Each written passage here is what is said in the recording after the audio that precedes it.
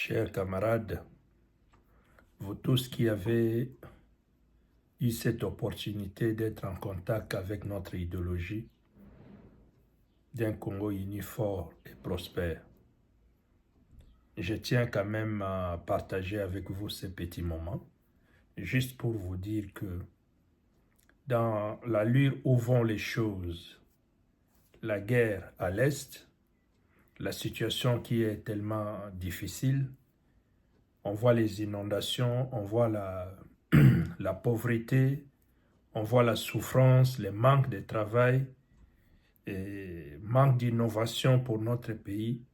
Cela montre à suffisance vraiment que nous sommes arrivés à un point où il faut faire quelque chose. Et pour faire quelque chose, il faut un changement. Et ce changement doit être un changement de ceux qui ont d'abord les cœurs pour aider la nation. Si tous nous parvenons tout simplement à dépouiller le pays, il n'y a rien qui restera. C'est comme je l'ai dit toujours, à force de faire qu'au pays, au Congo, on a essayé d'introduire la corruption dans tous les systèmes, de grands, que ce soit dans les entreprises, que ce soit dans les églises, que ce soit dans l'enseignement, que ce soit dans tous les niveaux, tellement tout le monde a participé, tout le monde participe dans la corruption. Cela aujourd'hui montre les limites de tous ces systèmes. Or, quand on arrive et quand on atteint les limites, c'est à ce moment qu'on peut se dire que non, en tout cas assez, on en a assez, maintenant c'est le changement. Raison pour laquelle nous voyons aussi avec toutes ces inondations qui sont au vu de tous, tel que nous savons dans les plans de l'urbanisme, il y a en tout cas des endroits où ce n'était même pas prévu qu'on puisse construire des maisons. Mais on en a construit parce que les maires des communes, avec tous ces agents, avec tout le monde, chacun a envie tout simplement d'avoir l'argent. On pense qu'on a tellement mis l'argent devant par rapport à la valeur de l'humain. Dans tous les pays, dans le reste du monde, partout, c'est l'homme, c'est l'humain qui est d'abord pris en compte. Mais dans notre pays, au Congo, c'est l'argent. Ce n'est pas l'argent qui fait le bonheur. Ce n'est pas l'argent qui fait que les pays puissent marcher. Voilà, tout le monde a tellement l'envie d'avoir l'argent par tous les moyens, forcé dans du forcing pour avoir l'argent. Voilà, c'est ça qui arrive que aujourd'hui, même avec cet argent, on ne vit pas dans un environnement qui est propice, qui est un environnement qui est propre. Et certains de ceux qui ont beaucoup d'argent, ils ont acheté des 4x4.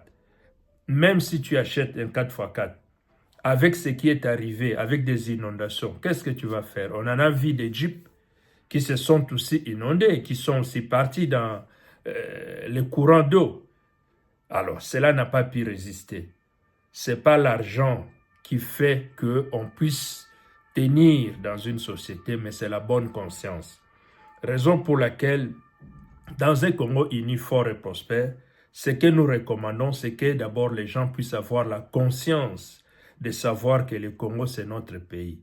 C'est nous qui allons changer ce pays. C'est nous qui allons bâtir ce pays. C'est nous qui allons construire ce pays. Mais pour construire ce pays, il faut que nous puissions d'abord retrouver des valeurs. Les valeurs de respect, les valeurs de la dignité, les valeurs de la justice, et c'est toutes ces valeurs-là qui feront que nous puissions aller de l'avant. Pour qu'un pays marche, il faut qu'il y ait l'organisation. Pour qu'un pays marche, il faut qu'il y ait la discipline, il faut qu'il y ait le respect, il faut qu'il y ait l'ordre. Et si nous perdons toutes ces choses, en tout cas, rien n'ira. Et on a toujours tendance à faire aussi, de vivre un peu dans les matu-vies. Cela ne sert à rien.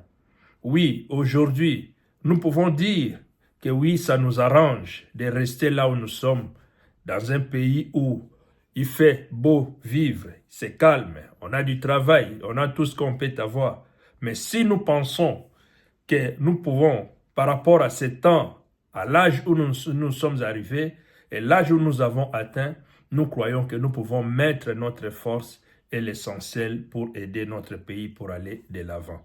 Voilà raison pour laquelle nous voulons encore motiver tous nos camarades de continuer de motiver les gens, de partager notre idéologie, car très bientôt, nous allons décoller. Et je réitère encore, nous ne nous sentons pas de l'opposition, nous ne nous sentons pas de l'union sacrée, nous n'avons pas besoin de nomination quelconque, mais nous avons besoin de forger un courant nouveau, de ramener un vent nouveau, parce que les Congolais en ont tellement besoin. On a souffert avec les discours vains, on a souffert avec les promesses qui ne se tiennent pas, mais cette fois-ci, nous voulons bâtir ensemble avec vous. Ça ne sera pas une personne, mais c'est ensemble que nous allons bâtir notre pays. Nous comptons sur vous. Continuez de parler, continuez de partager notre vision autour de vous. Que Dieu vous bénisse. Vive un Congo uni, fort et prospère. Vive la République démocratique du Congo.